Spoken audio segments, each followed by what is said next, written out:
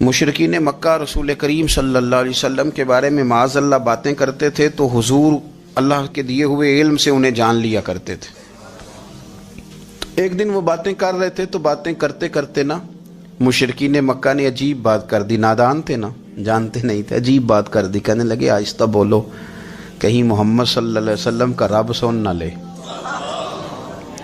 آہستہ بولو، اونچی بات نہ کرو، کہیں مصطفیٰ کریم علیہ السلام کا خدا سن نہ لے۔ تو اللہ نے آیت نازل کر دی، فرمایا نادانو وَأَسِرُّوا قَوْلَكُمْ، ابھی جہارو بھی، آہستہ بولو یا اونچا بولو۔ اور شارحین نے مفسرین نے لکھا ہے نہ بھی بولو، آہستہ بولو یا اونچا بولو، یا بے شک تم کوئی بات زبان سے ادا نہ بھی کرو، اِنَّهُ عَلِيمٌ بِذَاتِ الصُّدُورِ، رب تو تمہارے دلوں کے حال جاننے والا ہے، اسے تو پتہ ہے تم نے سینے میں کیا چھپایا ہے، حسد چھپایا ہے کہ رشک چھپایا ہے، عداوت چھپائی ہے کہ محبت چھپائی ہے، اسے تو پتہ ہے، اسے خبر ہے، اس لیے کہ وہ نظر ہی تمہارے دل پہ رکھتا ہے، اسے پتہ ہے تمہارے اندر کیا ہے۔ ہم لوگوں نے نا اپنی سارے معاملات دنیا داروں سے، لوگوں سے، یاروں سے، دوستوں سے وابستہ کر لیے۔ ہمیں تعریف بھی بندوں سے چاہیے، ہمیں اچھے ہونے کا جو ڈگری ہے وہ بھی بندوں سے چاہیے، ہم بندے بڑے نیک ہیں یہ بھی لوگ کہیں تو پھر ہم مطمئن ہیں، ہم صحیح راستے پہ چل رہے ہیں یہ سند بھی بندوں سے چاہیے۔ ہر بات پر اعتماد خلق، ہر وقت لوگوں پر ہی دھیان، لوگوں پر ہی توجہ، لوگوں کے معاملات ہی ڈسکس کرنا، بھئی یہ تو تیرے ذمہ ہی نہیں، تجھے تو کہا گیا ہے کہ وَمَن يَتَوَکَّلْ عَلَى اللَّهِ، تو اپنے رب کی ذات پر بھروسہ کر، فَهُوَ حَسْبُهُ، وہ تیرے لیے دنیا میں بھی کافی ہو جائے گا، آخرت میں بھی کافی ہو جائے گا، وہ تیرے لیے کافی ہے تیرا رب رسول۔ تو اللہ رسول کی جانب توجہ کر۔ ہماری ساری معاملات بندوں کے ساتھ مطلب فلانے کو کیا مل رہا ہے، فلانا کدھر جا رہا ہے، فلانے کے پیسوں پہ میرا کتنا حق ہے، فلانا آگے نکل گیا، فلاں پیچھے رہ گیا، فلاں نے محبت سے نہیں دیکھا، فلاں نے یہ کر دیا، آپ ساتھ چھوڑیں۔ یہ تو ہر وقت تو ذکر آپ کو اللہ کا کرنا تھا، یا ایھا الذین آمنوا اذکروا اللہ ذکرا کثیرا وسبحوہ بکرۃ واسیلا، یہ جو آپ ہر وقت بندے کر رہے ہیں یہ تو آپ کو حکم ہی نہیں ہے، آپ نے تو ہر وقت اللہ اللہ کرنی تھی، تو جو کام کرنے کا تھا وہ چھوڑ دیا، جو نہیں کرنا چاہیے تھا اس پہ بحث شروع کر دی، پھر دل کے اندر مد و جزر خراب ہوتے ہیں، قلبی واردات بگڑ جاتی ہے، حسد پیدا ہوتا ہے، انسان کو لالچ پیدا ہوتا ہے، انسان حریص ہو جاتا ہے، انسان لوگوں سے عداوتیں پال لیتا ہے۔ کبھی ایسا کام نہ کرے۔ شہد بڑا میٹھا ہوتا ہے، عرب کے اندر ایک درخت پایا جاتا تھا، ایلوا اس کو کہتے تھے، اس طرح ہمارے ہاں نیم نہیں ہوتی، کڑوا ترین اس کا ذائقہ ہوتا ہے، اور آپ کچھ دیر اس کو پانی میں ڈال دیں تو پانی بھی سارا کڑوا ہو جاتا ہے، چونکہ اس کے خمیر میں رب کریم نے کرواہٹ رکھی ہے، اور حکمت ہے، اس کرواہٹ کا بھی اپنی جگہ فائدہ ہے۔ لیکن حضور سید عالم صلی اللہ علیہ وسلم نے ایک مثال بیان فرمائی، اور وہ بڑی سمجھنے کی ہے۔ حضور مثالیں دیتے تھے تو کمال ہو جاتی تھی، بڑے سے بڑا ان پڑھ بندہ بھی اس کی روح تک بات اتر جاتی تھی۔ کریم محبوب علیہ السلام فرمانے لگے کہ اگر ایلوا درخت کے کچھ ٹکڑے شہد میں ڈال دیے جائیں نا تو شہد سے زیادہ میٹھی چیز کوئی نہیں ہوتی۔ تو حضور فرماتے ہیں کہ وہ ایلوا کا درخت جو ہے وہ شہد کو بھی بگاڑ دیتا ہے، اس میں کرواہٹ پیدا کر دیتا ہے، حالانکہ وہ بڑا میٹھا تھا، اپنی جگہ اس کی مٹھاس میں کوئی کسی قسم کی کمی نہیں تھی، لیکن وہ ایلوا کے درخت نے اسے بگاڑ دیا۔ اللہ کے محبوب فرماتے ہیں جس طرح ایلوا کا درخت شہد کو تباہ کر دیتا ہے نا، اس طرح حسد آدمی کے ایمان کو تباہ کر دیتا ہے۔ ایمان بڑی میٹھی چیز ہے، بڑی حسین چیز ہے، لیکن جب حسد آ گیا نا، حسد ہے کیا؟ حسد بندوں سے نہیں ہوتا، یہ سمجھ لیں۔ حسد کا مطلب، حسد کی لغوی تعریف یہ ہے کہ یہ سمجھ لینا کہ یا اللہ اسے نہیں دینا چاہیے تھا، مجھے دینا چاہیے تھا، یہ تعریف ہے۔ تو حسد ہوتا کس سے؟ حسد دراصل بندے پہ نہیں کیا جاتا، حسد کا معنی یہ ہے کہ آپ اللہ کی تقسیم پر اعتراض کر رہے ہیں۔ آپ کا کہنا یہ ہے کہ یا اللہ یہ تقسیم ٹھیک نہیں ہوئی، معاذ اللہ یہ ادھر چلا گیا، یہ تو ادھر آنے والی چیز تھی، تو یہ آپ نے ڈائریکٹ جو مقابلہ شروع کیا، معاذ اللہ یہ تو آپ نے اللہ کی تقسیم کے ساتھ شروع کر دی، تو پھر دل میں بگاڑ آتا ہے، پھر انسان ٹوٹ پھوٹ کا شکار ہوتا ہے، پھر وہ کمزور پڑ جاتا ہے، پھر وہ ایسی باتیں کرتا ہے جو اس کے منصب کے مطابق نہیں ہوتی، کچی بات کرتا ہے، کمزور بات۔ اللہ بہتر جانتے ہیں کون سی چیز اس نے کہاں رکھنی ہے۔ رب کی حکمت پر اور اس کی دی ہوئی توفیق پر راضی رہنا ایمان کا تقاضا ہے، لیکن ہمیں تو چاہیے تقسیم اپنی مرضی کی۔ ادھر کیوں چلا گیا، ادھر آنا چاہیے تھا۔ بھئی آپ کو یہ کس نے حق دیا ہے؟ مالک نے جو چاہا، جب چاہا، جہاں چاہا اپنے فضل سے عطا فرمایا۔ حسد، اور پھر اس کے اگر کوئی حسد نہیں کرتا تو لالچ شروع کر دیتا ہے، وہ کہتا ہے کہ یہ جو اس کا مال ہے اس میں میرا بھی حق تھا، یہ تو مجھے ملنا چاہیے تھا۔ آپ یقین کریں کہ بندے بندوں سے کم پیار کرتے ہیں، جیبوں سے زیادہ پیار کرتے ہیں۔ تو اس بندے کو تو کوئی نقصان نہیں جس کے ساتھ آپ نے تعلق رکھا ہوا ہے جیب کا، لیکن آپ بڑے کمزور ہو گئے۔ آپ جب لالچ کر لیا، نفسانیت میں آ گئے تو آپ کمزور پڑ گئے۔ آپ نے مطلب کیا، آپ کا کیا خیال تھا کہ رب کی بارگاہ سے کوئی کم ملنے والا تھا جو بندوں پہ اتنی توجہ کر لی؟ حضرت بہلول دانا رحمت اللہ علیہ نے کیا خوبصورت انداز ہے، رب کریم کے بندوں کی باتیں اللہ کے لشکروں میں سے لشکر، کیا سوچ تھی، کیا نظریہ تھا، کیوں یہ لوگ اتنے مضبوط تھے، فکری طور پر مضبوط تھے، فکری طور پر۔ ہارون رشید حج کر کے واپس آ رہا ہے، حضرت بہلول دانا راستے میں بیٹھے ہیں، ملاقات ہو گئی، کہنے لگا حضور کوئی حکم ہو تو بتائیے گا۔ فرمانے لگے کوئی نہیں، تو جا اپنا کام کر۔ بادشاہ ہے یا کسی کو کارڈ مل جائے تو وہ لوگوں کو دکھاتا پھرتا ہے، وزیر صاحب نے خود دیا ہے۔ بادشاہ وقت خود کر، حضرت کوئی حکم ہو تو؟ فرمایا نہیں، اللہ خیر کرے گا۔ تو کہنے لگا حضور میں نے سنا ہے آپ مقروض ہیں، تو بتا ہی دیتے۔ تو آپ مسکرا کے فرمانے لگے تیرا کیا خیال ہے بھلا؟ کہنے لگے حضور کس بابت؟ فرمانے لگے تیرا کیا خیال ہے کہ اللہ ہارون رشید کو دے گا اور بہلول دانا کو بھول جائے گا؟ تیرا کیا خیال ہے؟ رب کریم ہارون رشید کو تو دیتا جائے گا اور بہلول دانا کو بھول جائے گا؟ بادشاہ کہتا ہے کہ میں چکرا ہی گیا کہ بھلا اس سوال کا کیا جواب ہے؟ تو میں نے کہا حضور رب تو بھولنے سے پاک ہے، وہ تو کسی کو نہیں بھولتا، اسے نہ اونگ آتی ہے نہ نیند آتی ہے۔ تو فرمانے لگے جا پھر اپنا کام کر، جب مناسب سمجھے گا تو بہلول کو بھی قرضے سے نجات عطا کاری دے گا۔ تو جا اپنی ڈیوٹی کر، وہ جب چاہے گا نا تو میرے قرضے دور۔ تو کیا سمجھتا ہے کہ تجھے یاد رکھے گا مجھے بھول جائے گا؟ یہ کیسے ہو سکتا ہے؟ اور یار ادھر دیکھ میری بات سن، او بھائی وہ تیرا میرا رب ہے، یہ ہو سکتا ہے کہ امیروں کو دے دے اور تیرے جیسے میرے جیسے غریبوں کو وہ بھول جائے؟ یہ ہو سکتا ہے؟ تو کیوں لوگوں کی جیبوں پہ توجہ، لوگوں کی جیبوں پہ نظریں، فلانے کے پاس آ گیا تو میں رہ گیا، مطلب کس لیے؟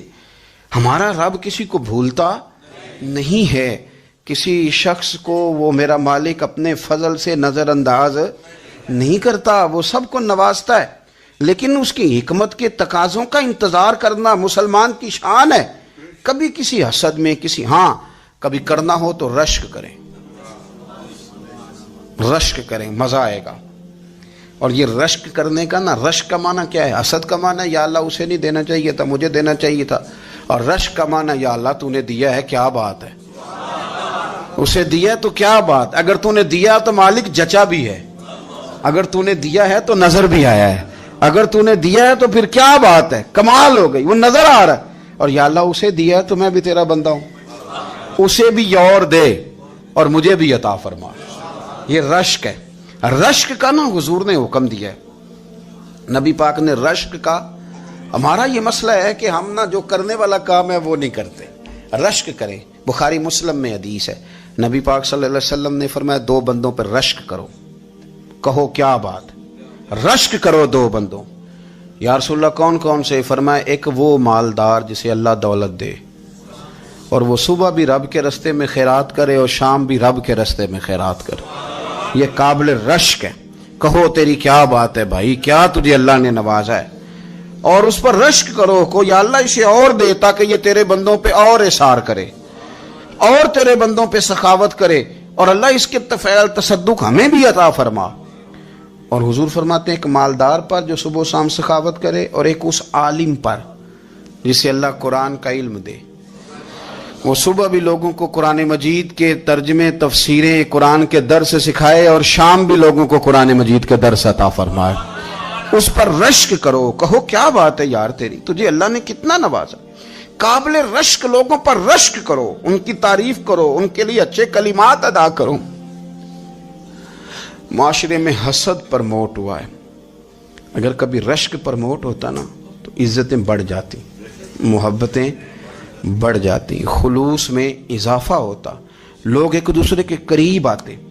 हमने किसी फजीलत वाले की फजीलत को तस्लीम करने से इनकार कर दिया, हमने किसी बड़ाई वाले की बड़ाई को तस्लीम करने से इनकार कर दिया, हमने हसद किया, हमने लालच किया, हम हरीस हुए। उसका नुकसान ये हुआ कि लोग एक दूसरे के पास रहते हुए पास नहीं रहते, एक दूसरे के साथ वक्त गुजार रहे होते हैं लेकिन उनके बारे में रवैये उनके सख्त होते हैं, लबो लहजा तल्ख होता है। जब वो किसी के बारे में बेलाग तबसरा पूछा जाए तो गलत बातें कर रश्क करें। देखे ना हजरत अबू बकर सिद्दीक रज़ी अल्लाह, हजरत उमर फारूक रज़ी अल्लाह, सारी जिंदगी दौड़ लगी रही।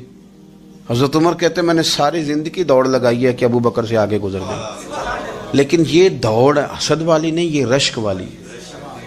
फरमाते मेरा दिल करता था कि मैं नेकियों में अबू बकर से आगे गुजर जाऊं, हुजूर के इश्क में अबू बकर से आगे गुजर जाऊं, नबी पाक अलैहिस्सलाम की औलाद की मोहब्बत में अबू बकर से आगे गुजर जाऊं, मैं ना खैर के कामों में आगे गुजरूं। कहते मेरा सारी जिंदगी रश्क का रिश्ता रहा। ये रिश्ता शानदार है, इस पर अमल करें, इस पर तवज्जो करें, बजाय इसके कि ये कहना कि उस्ताद जी का फलाने से ज्यादा प्यार है। प्यार की वजूहात तलाश कर, मुर्शिद फलाने पे नजर रखते हैं तो मेरे भाई वो नोटों की वजह से नजर नहीं रखते, तू वजह तो तलाश करना, वजह क्या है। तो अपने आप को उस तरह का बना, तो उस तरह की कैफियत पैदा कर अपने अंदर। हम क्या करते हैं कि रश्क करने की बजाय हसद करते हैं। हसद नहीं करें, अपने आप को संवारें, वो रश्क की वजह से आप संवार सकते हैं। नबी पाक अलैहिस्सलाम की प्यारी ज़ौजा उम्मुल मोमिनीन सैयदा आयशा सिद्दीका, बड़ी शान है इस खातून की, बड़ी अजमत है उन राहों के सदके जिन रस्तों से सैयदा पाक की सवारियां गुजरा करती।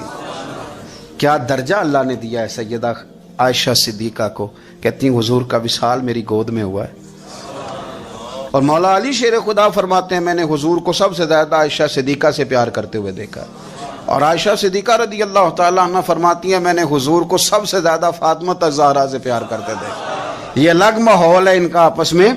तो हजरत आयशा सिद्दीका इतना बड़ा मकाम, लेकिन वो फरमाती है मैंने सारी जिंदगी सैयदा खतीजतुल कुबरा पे रश्क किया। मैंने कहा क्या बात थी उस खातून की जो विसाल कर गई, लेकिन शायद को दिन खाली जाता हो कि मदीने वाले उनकी वफाओं का जिक्र न करते, शायद कोई खाली दिन जाता। कहती है मैंने इतना काबिल रश्क माहौल नहीं देखा। एक दिन हुजूर घर में गोश्त लाए और मुझसे फरमाया आयशा गोश्त पकाओ, तो मैं उसे साफ करने लगी तो हुजूर फरमाने लगे शोरबा जरा ज्यादा करना। मैंने अर्ज़ की हुजूर क्या कुछ मेहमान आएंगे घर में? तो फरमाया नहीं आयशा, मदीना मुनव्वरा में ना मुझे पता चला है खतीजतुल कुबरा की कुछ सहेलियां आई हैं, तो तू शोरबा बना, मैं उन्हें पहुंचाऊंगा खतीजा की सहेलियों को, शोरबा ज्यादा पका जरा। तो हजरत आयशा सिद्दीका कहती है मैंने बड़े नरम लबो लहजे में बड़ी बना सवार के मुसज्जा मुकफ़ा चुन के जुमले बात की। मैंने अर्ज़ की हुजूर सुना है वो आपसे 15 साल उम्र में बड़ी थी, निकाह भी पहले हो चुका था, और बताते हैं लोग कि बज़ाहिर कोई हुस्न जमाल भी उस माहौल का नहीं था। हुजूर अल्लाह ने आपको जवान और खूबसूरत बीवियां दी हैं, पर मैं जब भी सुनती हूँ जनाब खतीजा का जिक्र ही सुनती हूँ। मैंने रश्क के अंदाज में कहा। कहती मैं बात कह के खामोश हो गई, और जब मैंने नजर उठा के देखा तो हुजूर की आंखों में आंसू। नबी पाक सल्लल्लाहु अलैहि वसल्लम का ये अंदाज देखा तो मैंने कहा हुजूर मैं रब रसूल की बारगाह में तौबा करती हूँ, अब तो रो दिए। तो हुजूर फरमाने लगे आयशा यहाँ जो भी आया है ना वो सुखों और आसानियों के दिनों में आया है, और खतीजा मेरी उन दिनों की साथी थी जो मेरे तकलीफ के दिन थे, मेरी आजमाइशों की, मेरी परेशानियों की मेरी साथी थी। जब लोग मुझे तकलीफ देते थे मैं घर जाता था तो मुझे कहती थी हुजूर आप तो सिला रहमी करते हैं, गरीबों का बोझ उठाते हैं, आप तो लोगों के साथ मोहब्बत से पेश आते हैं, हुजूर आप परेशान ना हो, आपका रब आपको हमेशा इज्जत ही अता फरमाएगा। फरमाया वो मेरी तकलीफों की उसे कैसे, मेरे भाई रश्क किया लोगों ने एक दूसरे पर, हसद नहीं किया। हम तो ना जी اپنی مرضی کے فیصلے کرتے کرتے پیچھے رہ گئے.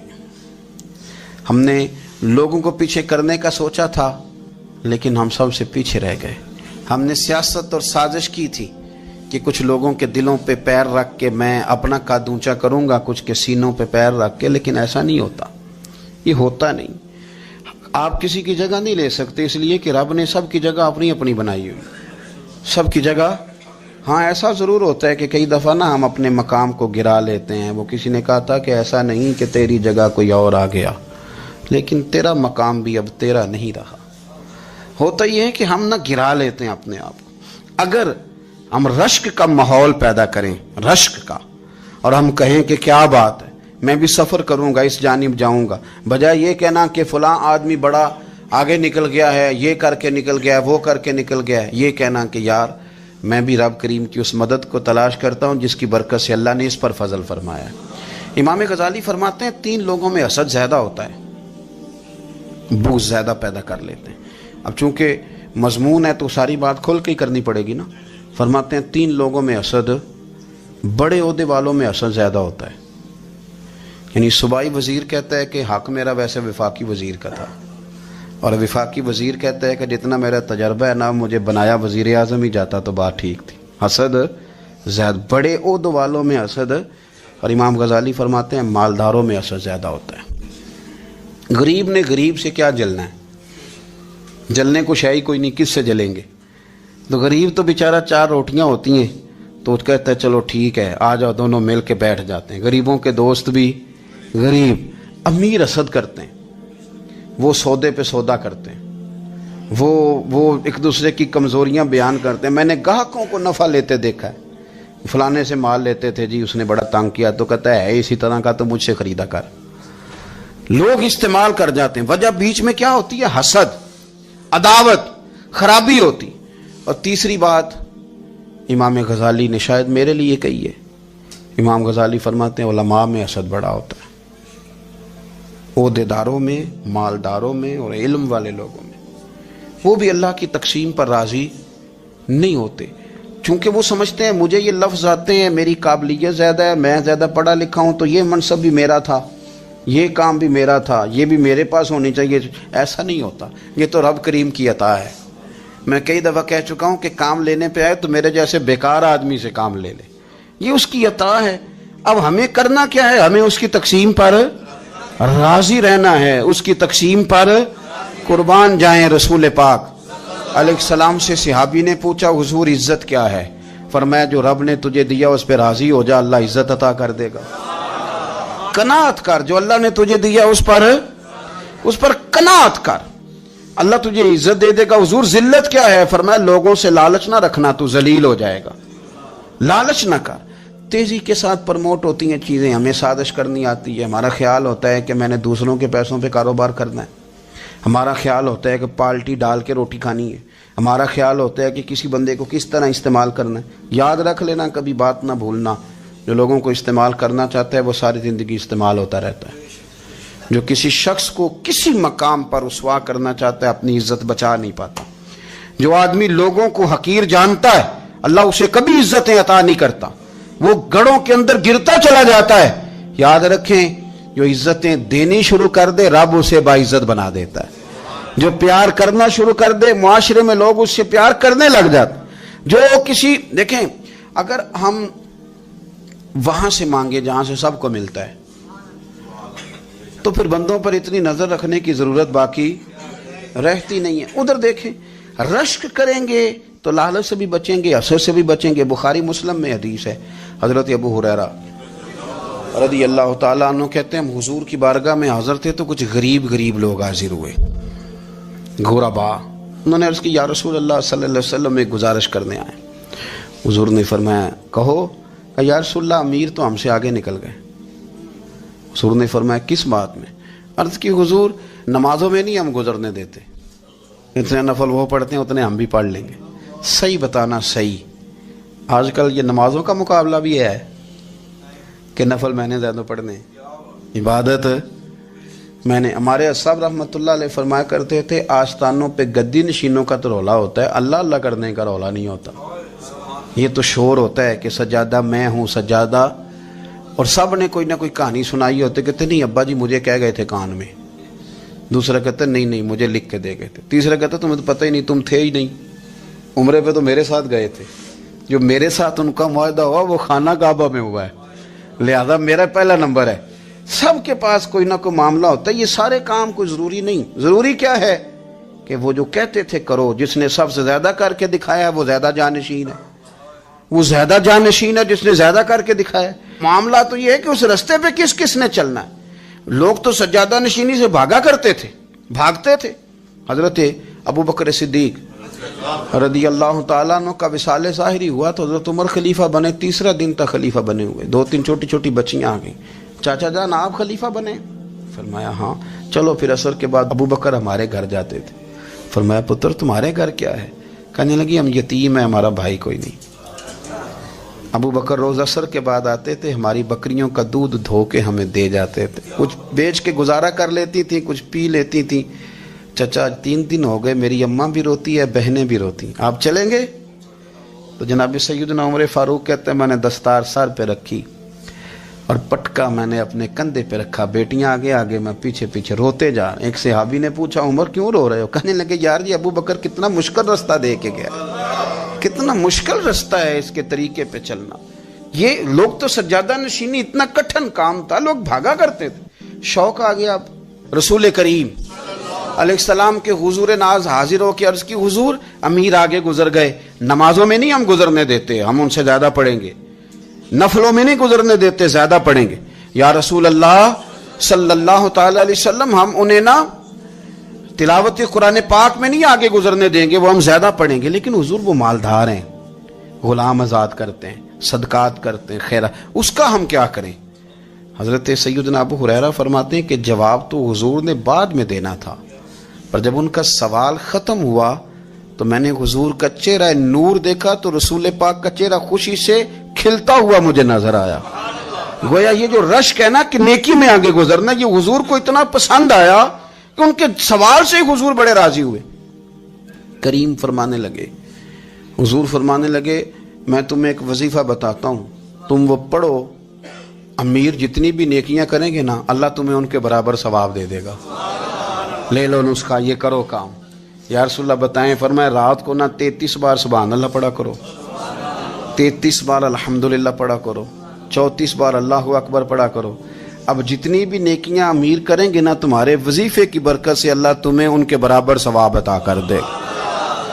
اب جناب ابو ہریرہ کہتے میں نے ان کے چہرے دیکھے تو مجھے یوں محسوس ہوا کہ جس طرح کسی بندے کی کھوئی ہوئی رقم مل جائے تو وہ راضی نہیں ہوتا، کھوئی ہوئی رقم مل جائے تو بڑا جیسے کوئی اس کے ہاتھ، چلیں اپنا ترجمہ کر لیتے ہیں، کمیٹی نکلنے پہ نہیں بندہ بڑا راضی ہوتا کہ 11 مہینے سے دے رہا تھا، 10 مہینے سے چلو نکل ہی آئی ہے، شکر ہے اللہ کا، بڑا خوش ہوتا ہے بندہ، بڑا راضی ہوتا ہے۔ اس طرح ان لوگوں کے چہرے کھل اٹھے، کیا بات ہے حضور، بس اب نہیں ہم گزرنے دیتے۔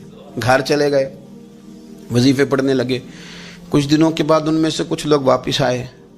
حضرت ابو ہریرہ کہتے ہیں مجھے چونکہ وہ پرانی بات یاد تھی تو میں دلچسپی سے ان کا آنا جانا دیکھنے لگا۔ وہ کریم کی بارگاہ میں آ کے بیٹھے تو ان میں سے ایک شخص بڑی پریشانی کے ساتھ کہنے لگا حضور بڑی پریشانی لگ گئی۔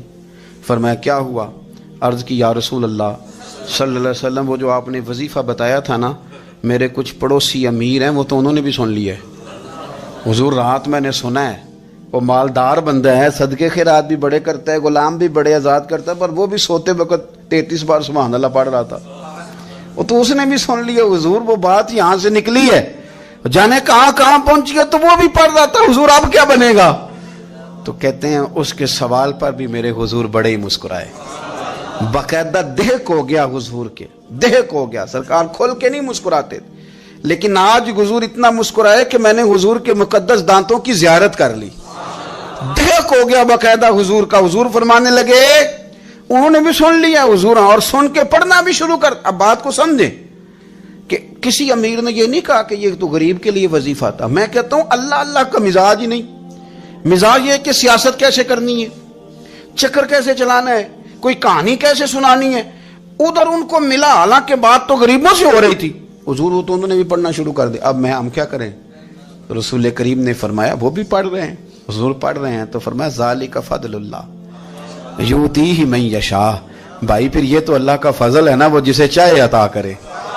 اب یہ حضور نے کہہ دیا تو حضرت ابو ہریرہ کہتے ہیں میں نے پلٹ کر ان لوگوں کے چہرے دیکھے، قربان جائیں، میں نے پھر ان کے چہروں پر اطمینان دیکھا، میں نے سکون دیکھا، اس لیے کہ وہ سمجھ گئے جب رب فضل کرے تو پھر فضل کے معاملے میں اللہ کے بندے بحث نہیں کیا کرتے، وہ مطمئن ہو کے گئے، کہنے لگے حضور پھر ٹھیک ہے، اگر مالک اس طرح تقسیم کر رہا ہے تو پھر ہم راضی ہیں اپنے رب کریم کی رضا پہ۔ اپنی زندگی جب آپ بڑی محبت سے قرب و جوار سے تشریف لاتے ہیں، میں قرآن و سنت کے بہت سارے عنوانات دیکھ کے آپ کی خدمت میں ایک بات عرض کروں، اپنی ساری توجہ اپنے رب رسول کی جانب مائل کریں۔ جتنا آپ دائیں بائیں دیکھیں گے نا اتنا گاڑی کے ٹکرانے کا خطرہ بڑھ جائے گا، وسوسے زیادہ آئیں گے، الجھ جائیں گے۔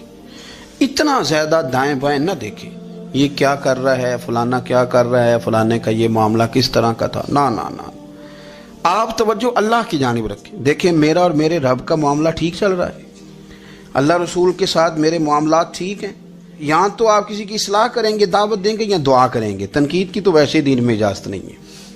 آپ نے یہاں کسی کی اصلاح کرنی اور وہ درد کے ساتھ کرنی، اور یہاں کسی کے لیے دعا کرنی ہے کہ یا اللہ اس بندے پہ رحم فرمائے، سے بدل دے۔ تنقید کی اور طنز کی تو اجازت، اپنا معاملہ رب کریم کے ساتھ، ہماری سوچیں کس طرح کی ہیں، ہمارے اندر ماحول کس طرح کا ہے، وہ چونکہ دلوں کے حال جانتا ہے، اور نبی پاک صلی اللہ علیہ وسلم نے فرمایا نہ تمہاری جیبیں دیکھتا ہے نہ تمہارے چہرے دیکھتا ہے، وہ تو جب دیکھتا ہے تمہارا دل دیکھتا ہے۔ اس کی کیفیت کیا ہے؟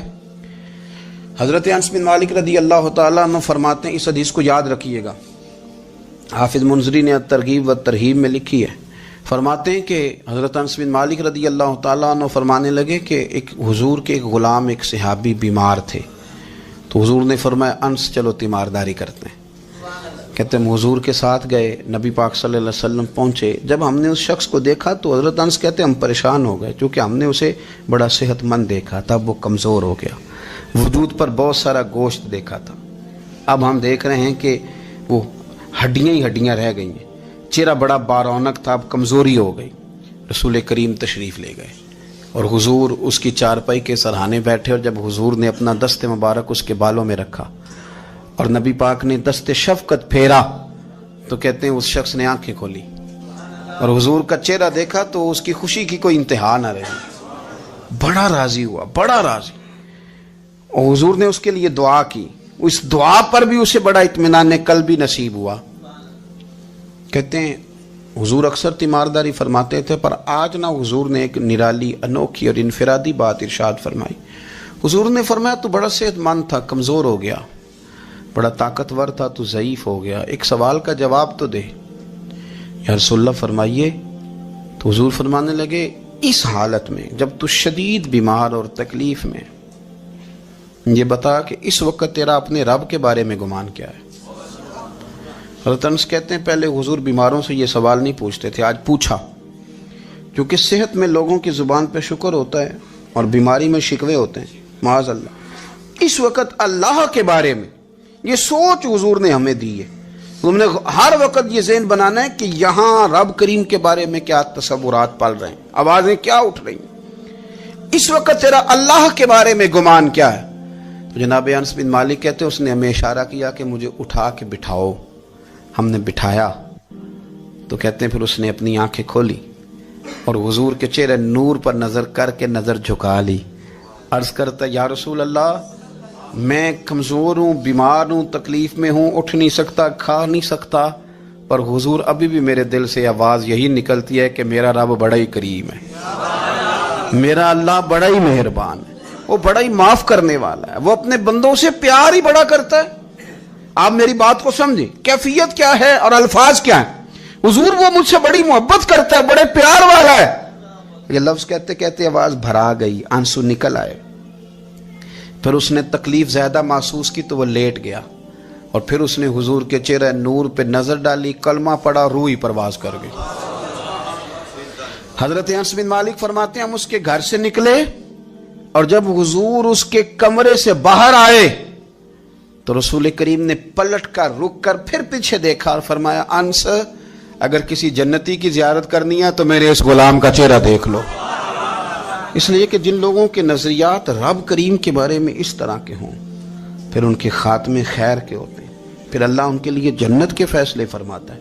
اپنے افکار میں، نظریات میں، سوچوں میں کوئی ضروری نہیں ہے کہ ہم لوگوں کو دو لفظ کہہ کے مطمئن کر لیں تو ہم خود ضمیر کے قیدی بن کے زندگی گزار دیں. یہ معاملہ ٹھیک نہیں، یہ صحیح نہیں چلتا. آپ اپنی قلبی واردات پر، قلبی خیالات اور تصورات پر کڑی نگرانی رکھیں گے. آپ دیکھیں گے کہ کہاں یہ مجھے خرابی کی طرف لے کر کے جا رہا ہے، کہاں یہ بدگمانیاں پیدا کر رہا ہے، کہاں یہ خرابیاں لا رہا ہے. یہ سختی پیدا کر دے گا، نفرتوں کو، لالچ کو، حسد کو، عداوت کو یہ بڑھا دے گا.